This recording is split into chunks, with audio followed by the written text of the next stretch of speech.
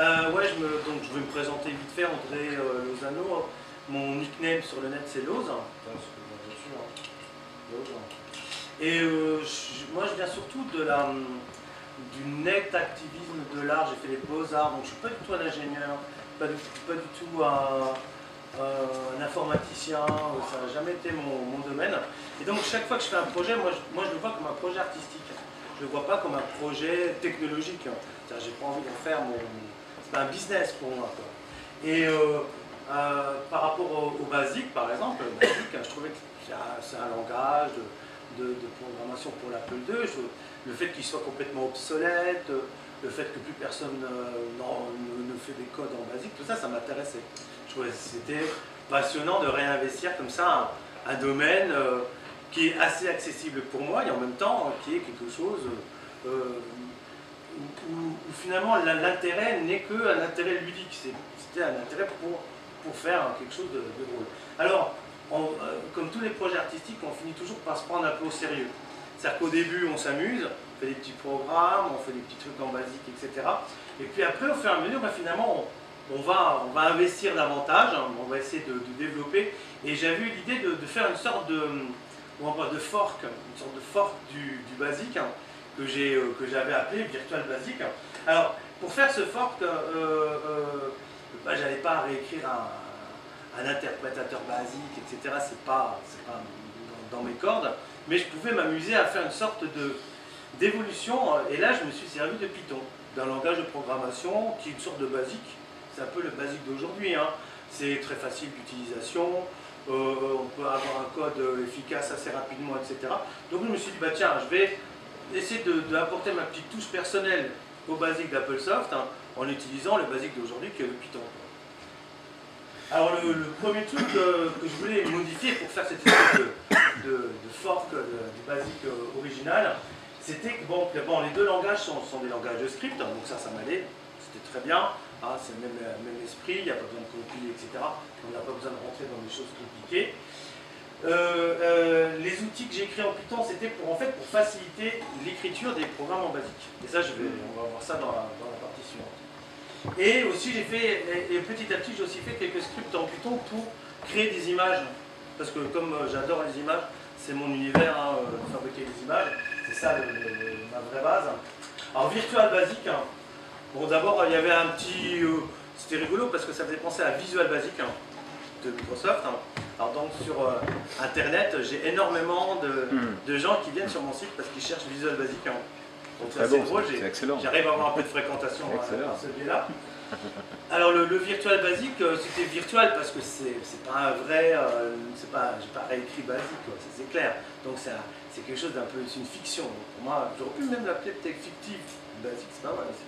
Mais bon, ça a été Virtual Basic. Donc l'idée c'était de réorganiser le code pour pouvoir placer librement. Le truc qui était horrible avec le Basic, c'est que comme c'est ligne après ligne, j'avais essayé d'en écrire sur un Apple II, c'est atroce quoi, parce que on laisse toujours 10 lignes mais ça se remplit vite quoi. Et puis c'est un peu moche quoi. Bon ça j'essaie de le virer pour faire des programmes un peu plus facilement. J'aimais bien l'idée d'importer, c'est-à-dire que dans le basique normal, si on peut pas mettre des bouts de basique dans un autre basique, d'importer quoi que si c'est possible. Chain. Si c'est possible. Chain.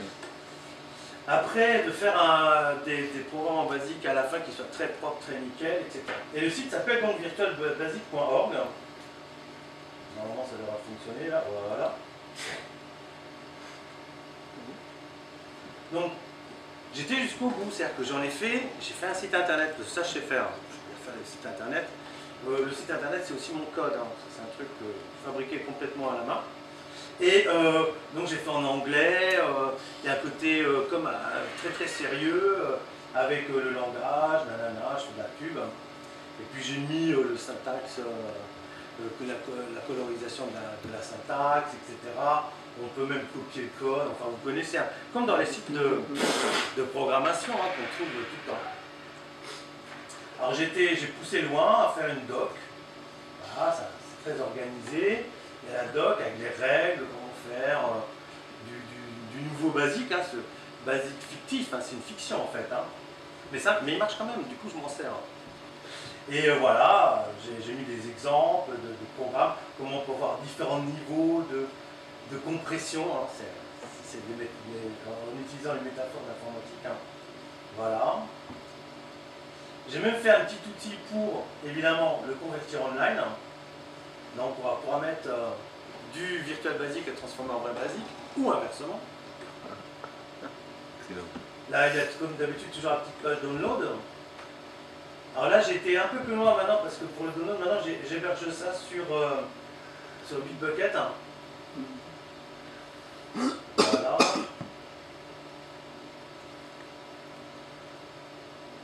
Comme ça, on est à fond dedans, quoi, comme si c'était un vrai truc. C'est très pro. Hein.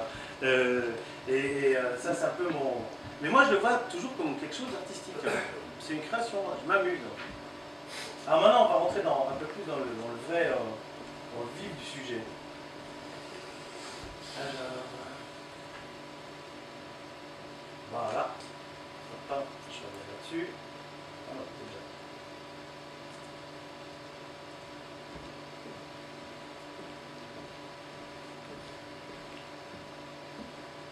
Alors, donc j'en étais ici. Alors, comment ça marche hein, le virtual basic.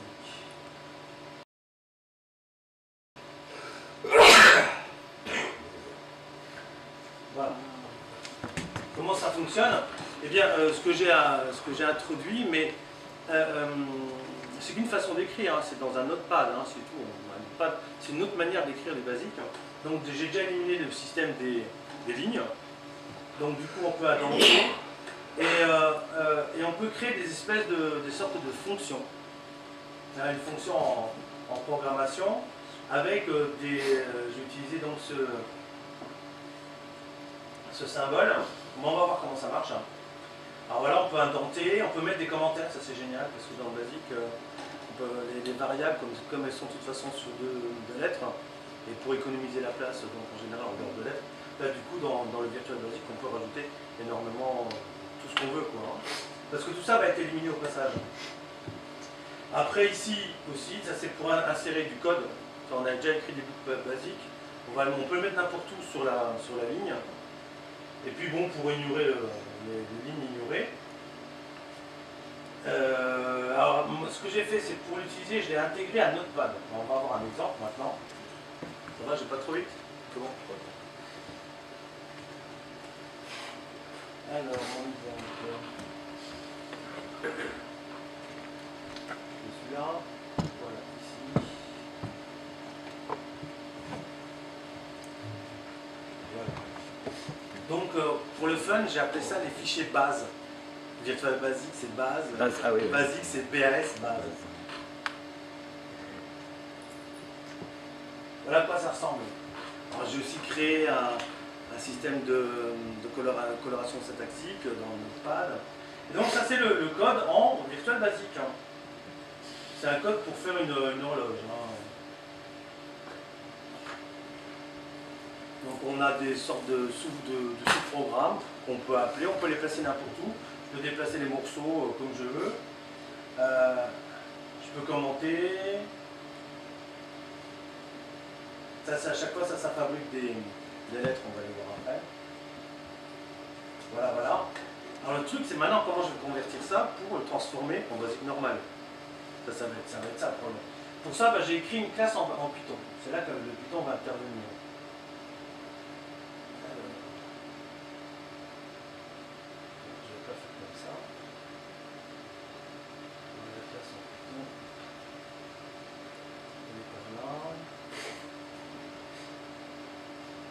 Voilà, c'est ça.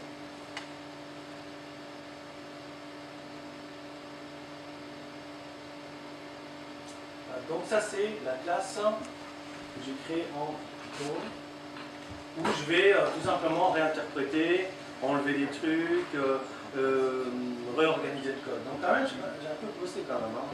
C'est pas tout seul, c'est pas venu tout seul. Quoi. Et ça j'ai intégré donc à mon Notepad comme un script parce que je peux lancer le script directement. Si je lance ça, ça donne ça normalement. Voilà, et puis là, bon, après, il faut que je donne le fichier que je veux convertir, etc. Si je suis en ligne de commande. Mais ici, c'est beaucoup plus simple. J'ai intégré un Notepad qui fait que mon code ici, hop, je fais une petite manip et il va me convertir. Voilà. Là, il me transforme en code basique.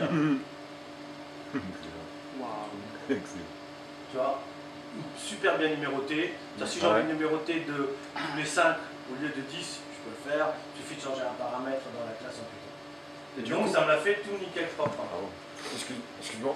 Et du coup, quand tu crées une fonction en Visual Basic, il te met le GoSub de la ligne en basique? Voilà, ouais, je me suis débrouillé pour que ça fasse faire correspondre les numéros, etc. Alors ici, tu vois quand même un petit rem qui me dit en fait, là c'est chaud minute, le petit rem qu'on a là. Alors je montre. Ça correspond ici, il suffit de chercher un petit coup. Chaud.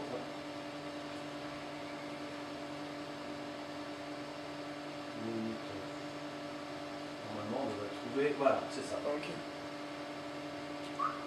Comme ça. Donc, on a ici ce bloc là, l'instruction. Alors, c'est quand même du basique, hein, mais bon, j'écris pas en majuscule, j'écris en minuscule, beaucoup plus simple. On reconnaît les variables, là, ça c'est des nombres entiers. Alors, je sais pas qui c'est qui me parlait de virgule flottante. Hein. Elle n'est pas là. Mais voilà, comme ça va un petit peu plus vite si on manipule les entiers. Et donc, et même à l'intérieur d'une fonction, on a des GoSub qui appellent d'autres fonctions. Alors je mets le petit arrobas devant. Ça c'est pour rappeler un autre GoSub avec un return à la fin, etc., etc. Donc le bloc base qui est ici. Et si je le copie directement, alors du coup moi je gagne vachement de temps. J'écris mes programmes en basique, après je les organise comme je veux, je les transforme un petit peu en basique normal, enfin en AppleSoft, après je vais là-dedans, voilà, après ce que je fais c'est que là je suis c'est bon je suis dedans, là je fais hop, un petit coup d'insert, je vais aller un peu plus vite parce que là c'est trop lent, comme il est un peu gros le programme.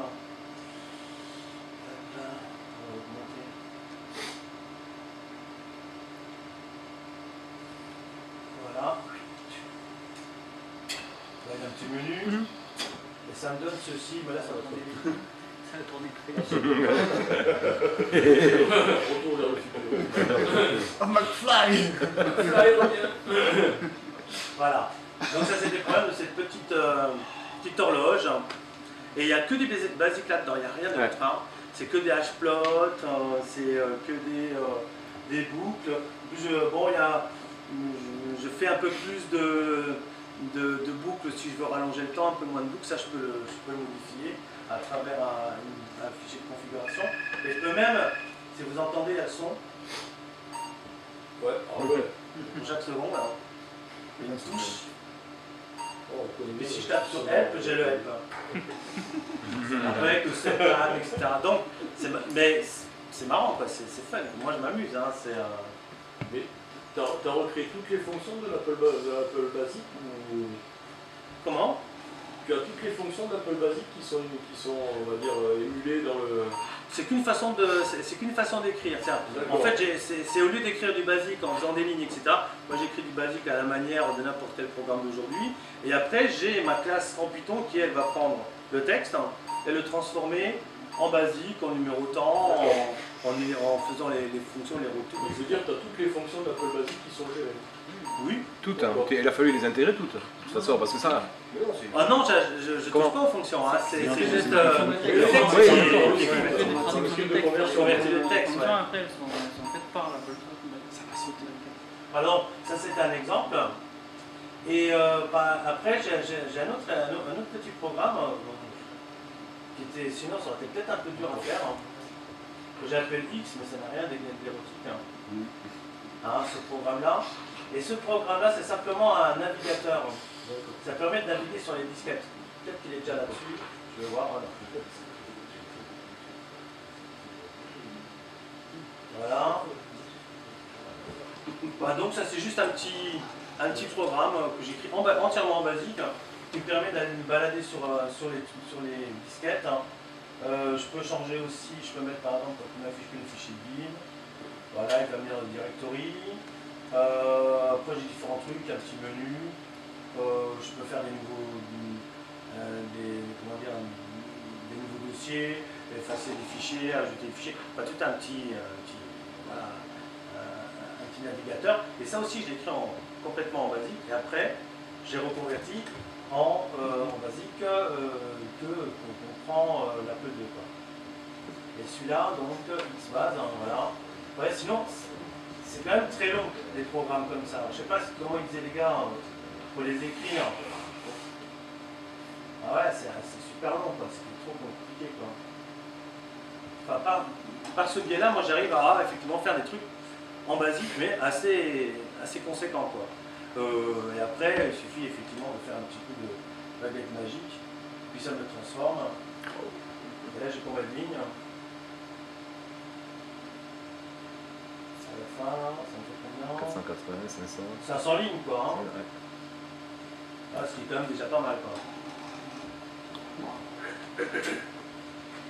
Alors, le Python, du coup, je m'en suis aussi servi pour travailler sur les images.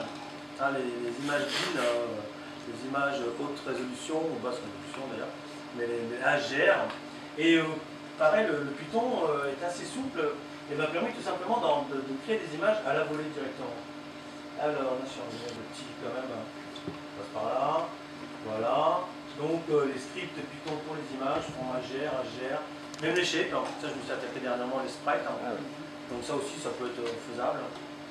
On peut créer des fichiers BIN ou des fichiers en code hexadécimal, ça peut être une petite démonstration assez rigolote. Hein. Je vais vous faire là. Alors un peu l'image, ça va être celui-là, ouais, je vais aller là-dedans. Ah, je vais prendre une photo. Excusez-moi ça. Il est là.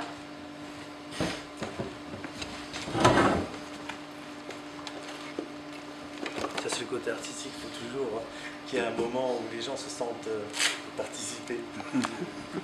Donc, tu fais un selfie là, non? Ouais, non, je vais vous prendre en photo et je vais vous mettre directement dans l'émulateur. Voilà. Attends, je vais prendre une photo. Voilà. Moi je réponds quand tu sais. Ouais. Chargement du flash. Toi? Non, toi fera 3 ou 4 pixels quand même. Alors, qu'est-ce que ça donne? Un gros pixel. Un gros pixel. Bon, la photo est moche, hein, mais c'est pas grave. La photo n'est pas très réussie, mais ça va faire.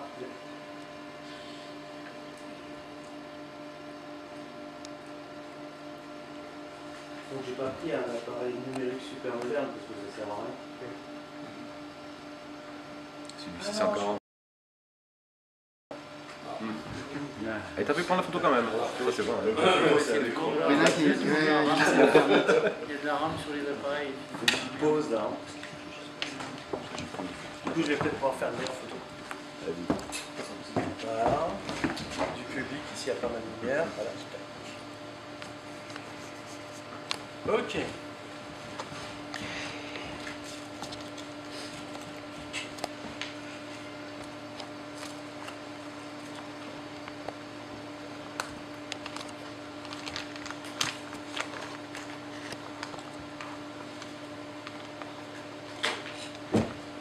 T'as quand même bossé comme un taré, hein, l'autre. Ouais, non, mais Ouais, j'ai c'est du temps énorme. libre. C'est énorme. C'est énorme. T'as un temps libre toi, je sais pas comment il est mais. Ouf. Alors, 2 ans de congé sabbatique pour ça quand même. voilà. Fallait pas. Je vais prendre cette photo.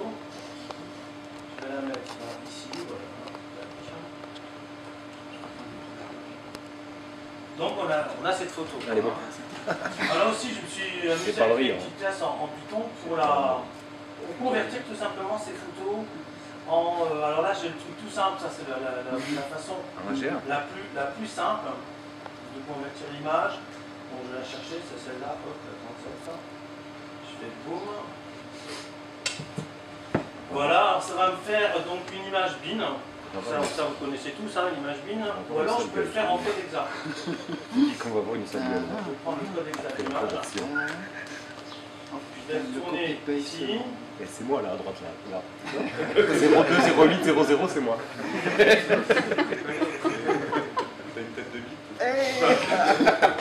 Alors, ici, 51 69.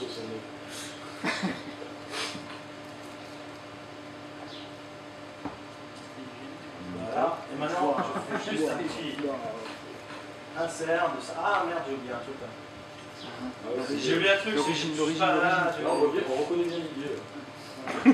Bon, ouais, c'est courir parce que là. Ah, t'as oublié. Là, c'est les pieds. J'ai oublié de mettre en HGR. Ah bah oui, ça. Ah, mais ça marche On la verra pas apparaître. En HGR. Ah, ouais, je suis d'accord. Un HGR. Coup d'AGR. Voilà, maintenant je fais un col. Moins 151. Voilà, et maintenant je fais mon XR ici. Et donc j'ai l'image qui apparaît.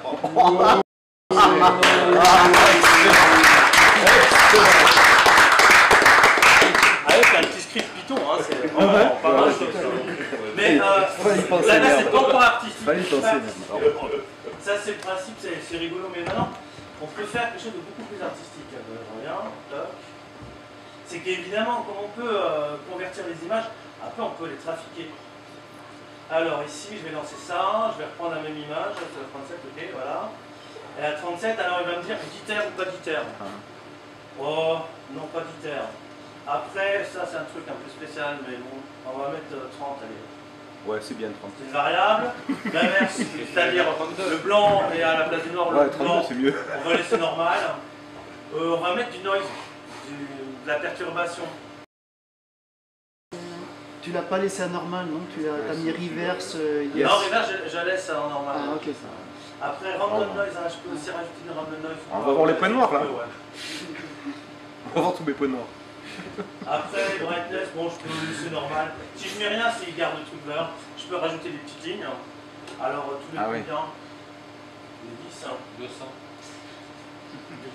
Alors, je peux changer par ligne, il y a des bacs, etc. On peut faire des renders aussi. Bon, je peux aller, on va mettre 600. Bref, en noir et blanc, en adaptatif, en palette, je sais pas.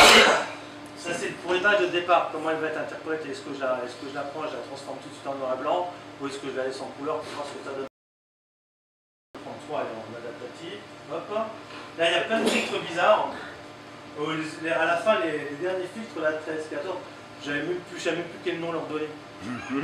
C'était des trucs bizarres, mais bon, allons-y pour le 10. Je sais pas ce que ça va donner, hein. Bon, ok, alors. Les arbres. Alors peut-être que là, il n'est pas en couleur, je vais basculer en couleur. Alors, non, ça c'est l'image, oui, ça me fait une petite image chez moi, mais c'est pas l'image en fait. Alors, l'image, elle est là, maintenant, je vais la rouvrir. Ah ouais. C'est bizarre qu'il n'ait pas dit qu'il avait modifié. C'est clair. Attendez, je vais regarder un coup. C'est la 37, hein, que j'ai fait là. Ouais, la pins, la PNG, et là. Ah oui, c'est dans la tête de c'est pas vrai. Faut que j'aille là-dedans la chercher. Voilà, c'est celle-là. Ah oui. Voilà. Maintenant, c'est la surprise totale. Je ne sais pas du tout à quoi ça va ressembler. On voit bien que c'est pas la même. Ça se voit. Ouais. Alors, Ça change qu'est-ce que tout, ça donne? Insert. Ah ouais, bah, C'était c'est bien, ça. Et si je change le. Non, On va je vais changer passer en de couleur. Monochrome. C'est mieux. Ouais, pas mal, c'est artistique, non? C'est très abstrait, quoi. Donc voilà, ça c'est une petite manipulation sur les images binaires haute résolution sur l'Apple II.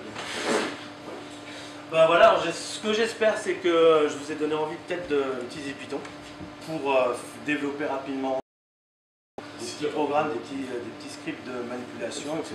Ça peut vachement aider. Ça peut être très utile.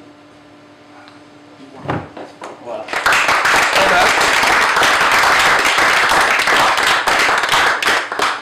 Voilà, tu nous as bluffé là. Si vous avez des questions. Ouais. Question, si tu fais avec l'Apple II des modifications à ton programme Basic, tu as dit que c'est possible aussi de faire la transformation à Virtual Basic. Ah, dans l'autre sens? Oui, oui. dans l'autre Ouais, sens. ouais. Mais ça concerne les structures aussi, ou il fait beaucoup d'échanges? Alors, j'ai trouvé une astuce. Hein.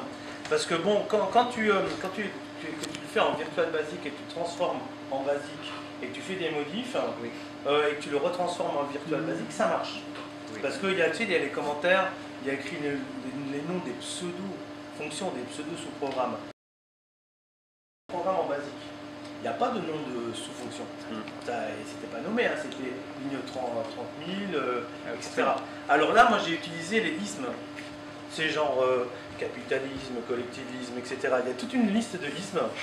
Et les ismes, par ordre alphabétique, servent à renommer les fonctions. Donc tu vas te retrouver avec go to capitalisme, et puis après go to collectivisme, etc.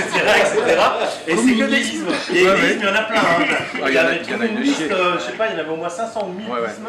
Et ça permet, quand ils ne trouvent pas dans le code basique la petite manière de faire, il va aller chercher des ismes et il va donner des noms comme ça, bidon quoi. Ah ouais, parce que sinon il trouverait pas. Il trouve des noms d'appel, ouais. Voilà. Ça, c'est du boulot de geek.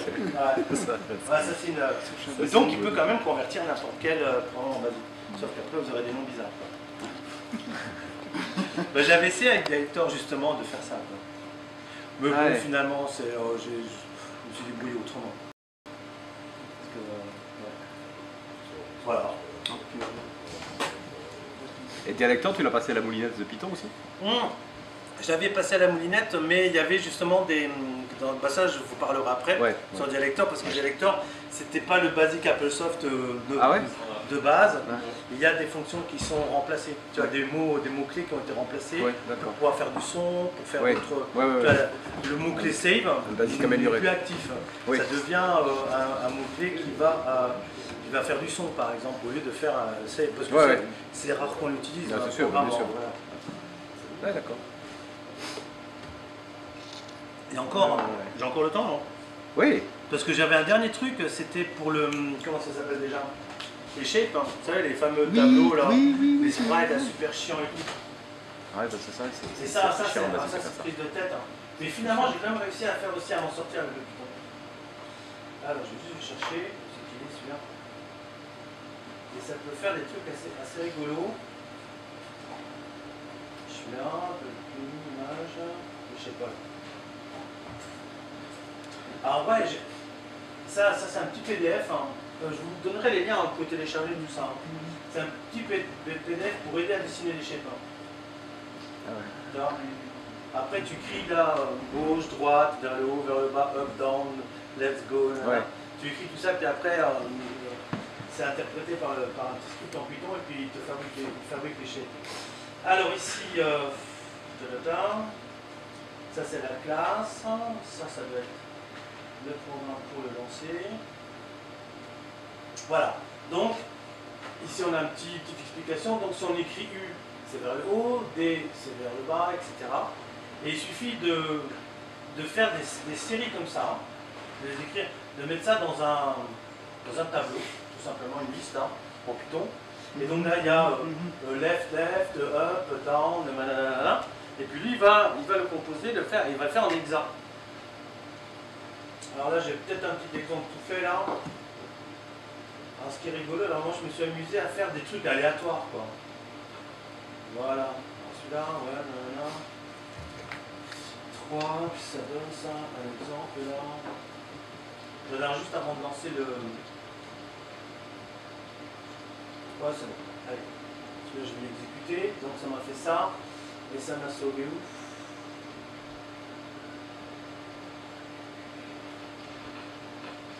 Je vais regarder juste un truc là, c'est tel de ligne.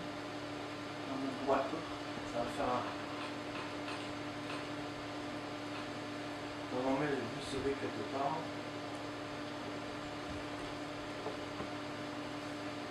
Ah bah c'est celui-là, voilà. Exemple basique. Donc, avec le Python, ça écrit directement le script en basique pour lancer les tables. Après, bah là, j'ai mis un petit truc pour il va les faire tourner un peu de façon aléatoire. Donc, ça les a convertis en data. Ça les directement en data. Data. Alors, tout ça, je vais faire un copier-coller tout simplement. Hop. Mais il s'ouvre aussi en binaire un fichier de table avec les figures à l'intérieur. Ok, ça. D'accord.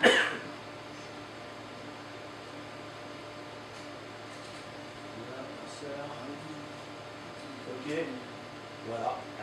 Ouais, elle fait quelques petits. Oups. Ça a été un peu rapide. Hein. Je vais ralentir un peu.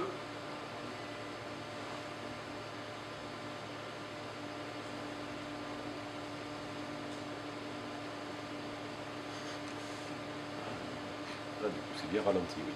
C'est pas mal. Peut-être qu'il est en train de lire tout le data. Ouais, oui, c'est ça en fait. Il est en train de mettre tout le data en mémoire. Voilà. Voilà. Oula. Bon, c'est aléatoire. Hein, Shape, donc, mais ça, c'est des vrais shapes, quoi. Ouais. Ah, mais en plus, j'ai fait des petites fonctions pour faire genre le shape en miroir, le shape inversé, etc., etc. Bon, je n'utilise pas vraiment beaucoup, à part base. Ouais. Bon, un petit exemple. Ah bah oui, là, il est en train de les faire en miroir, etc. Donc, chaque fois, il recalcule. Mais ça peut être sympa si on veut développer, par exemple, un jeu ou un truc où on veut utiliser des shapes. Bah là, franchement, je peux les faire rapidement, quoi. Ouais. Ou je les fais à la main. Ça, je fais mon petit dessin avec le PDF que je vous ai montré au début. Et après, bah, je fais tout. Left, je remplis, puis je peux l'agrandir, le diminuer, le faire tourner, etc. Ou alors, bon, comme là, il était complètement aléatoire. Je vais le mettre un peu plus vite quand même. Voilà, c'est promis, je vous en vais plus. Enfin, Python, ce que je veux dire, c'est juste ça, c'est que Python m'a permis de surmonter tous ces petits problèmes, tous ces problèmes-là. D'écrire des programmes basiques de façon facile, de manipuler les images, mais j'espère demain que j'aurai des informations supplémentaires qui vont me permettre d'aller encore plus loin grâce à Mario. Là, parce que justement, moi, j'ai pas été aussi loin. Je me contentais de prendre une image et de la transformer. Et puis là aussi, le truc d'échec qui est toujours un truc un peu casse-pied en basique. C'est toujours un truc casse-pied. Là, c'est solution. Voilà, voilà. Ok. Et là. Cool.